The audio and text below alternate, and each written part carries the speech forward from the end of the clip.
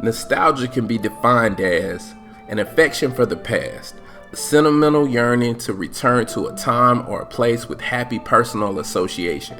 In an article written in 2022, the top 10 2K games of all time as ranked by Metacritic didn't have one game listed in it past NBA 2K17. While all of this is completely subjective and I could argue for games like 19 or even 20, we can't deny they probably didn't start worst list until 2K18. I think we all understand all things change, sometimes for the better, sometimes not so much. Today I want to focus on 2K's Park mode. This is the mode that put 2K on the map. While in today's game it doesn't receive as much attention as My Team, it's still updated every year. Still, if you could go back and play your favorite game online, you probably would. Today let's discuss 5 things 2K removed that would enhance the park or make it more fun if they added it back. Let's get it.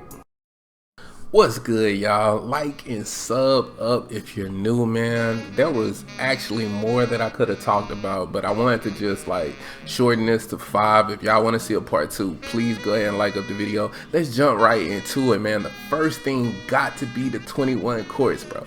We gotta bring back the 21 courts. It is such a important piece of park and the essence of park. It's all about authenticity here, bro. We all grew up in the hood running 21, bro. We didn't have enough to run squads, or if you was from the suburbs or anywhere you was hooping at, man, we all played 21 growing up. So why was this removed? That was one of the things that when I first started playing in a park environment and I saw that they had 2v2 3v3s, and then I was like, dang, they even got a 21 court, bro. It just built that environment and built that realism that I loved so much about 2K. The next part is bro, if you don't want to run with randoms, this is a great place for you to be able to go and hoop, bro. That's another thing, man. Some people don't have squads to run with and they don't want to run with randoms, bro, and they can't jump online, get in discords and cultivate new relationships. They just want to get online against some live competition and hoop. If you got a new build, you want to work out some new SIGs or kinks to your build, stuff like this, this was a great place to play. It was a different place for all skill levels. You didn't have to worry about ante up in the 1v1 court where you see all these sweat post scorers, toxic players and stuff like that. It's just a great court to play on. I did think it had a set of glitches, but bro, they could have just fixed that. Everything has glitches. Same thing with people boosting for rep and the new systems that came out. They could have fixed that too. Bring this court back. The next thing I really want to talk about is park affiliations and the boost associated with park affiliations back in the day, man.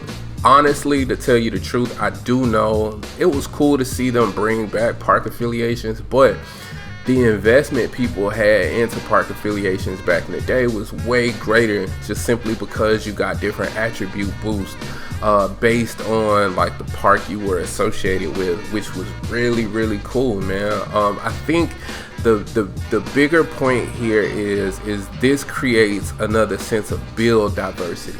And I know the quick thing that pops up in people's mind would be why wouldn't I just go to the park that gives me the best advantage, that gives me a shooting advantage, for instance? And you might think that might be true at first, but then people are gonna continue to make more builds and more builds, and they might make a build that has great shooting, but if they go to Rivet, for instance, and get a defensive boost, then their defense gonna be crazy to go along with their great shooting that they already had, because they didn't need an additional boost. This just gives you more reasons to hop between affiliations and be more invested in your affiliations, and then just create more builds and see the meta constantly changing, because there's something that's been injected into the build system that affects it from an attribute standpoint. So this is something I don't think they ever really should have removed. I think, I got why they took it away, but after it's been gone for so long, they just need to go ahead and bring this back, bro. It probably make the game way more fun, man. I know it would for me. I really don't care about affiliations as they are right now.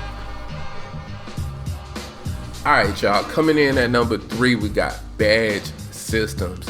Now, I don't necessarily believe that we should go crazy with it like 2K16 or older, where you could just get every single badge on gold. While I could still make an argument like that would be great, because I think the overall reason why we make my players and why we were so invested in building these players, because they were like gods. You just have the coldest player ever, bro, and like able to do everything. So that would be dope. But I do understand how this game has evolved into being more competitive and fair, and they want it to be balanced. So I think something that would make the game really fun is like taking something like 2K17's badge system and implementing it in 2K23.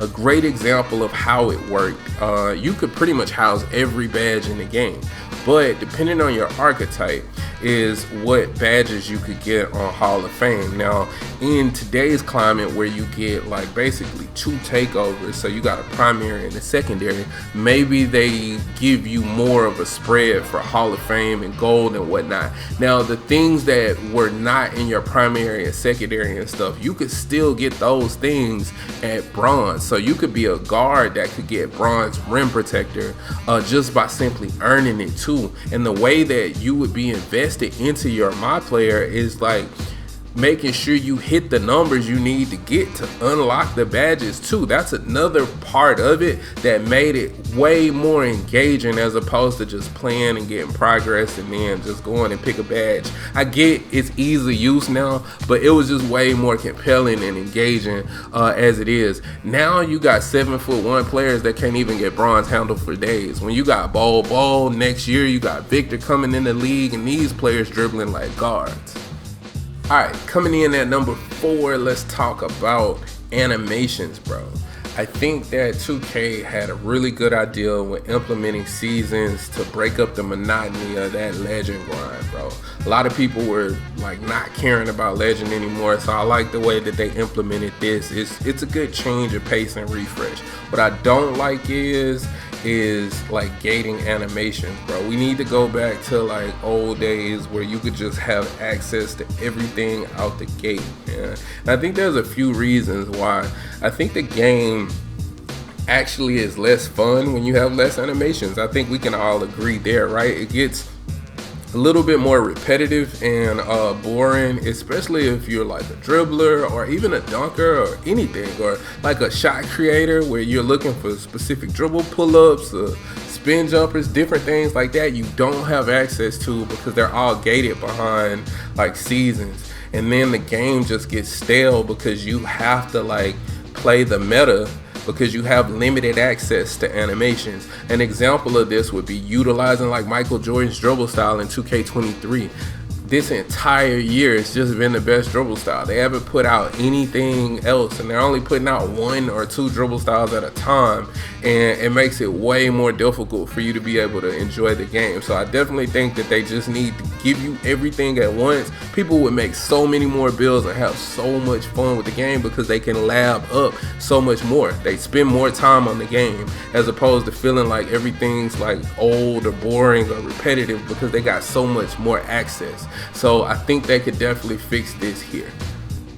All right, last thing we're gonna discuss, and coming in at number 5 is gonna be 2K removing the way that skill boosts work from previous versions of 2K and changing it up. I think if they went back to the old way of how skill boosts worked, it make the game so much more fun, so much more compelling. You'd be more engaged with the game because there'd be so many other types of build variations that you would have as well. Now, the way that the old system worked was, as you can see on screen, you just simply buy boost. It tell you exactly you're getting a +5 to these specific categories. You go check your 2K card, you can see the attribute variance from you adding that +5 and everything. But not only that, but it could impact like your animation thresholds, your badge thresholds.